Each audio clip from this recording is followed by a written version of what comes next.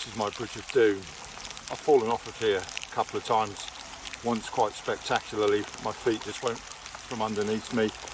I went one way, my gear went another. It wasn't a good day. So over we go with extreme caution. Wet feet, wet boards, and not a happy ending if I slip. And it's not very steady that at the moment. One thing that you have got to say about the wet, dark weather is it really brings these mosses into their own as far as colour is concerned. They are beautiful to look at.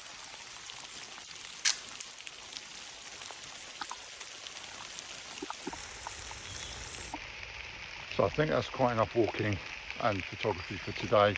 Enough of me rambling on about the weather and what it's doing to my favourite pastime, and time to head towards my day job. Ta-da!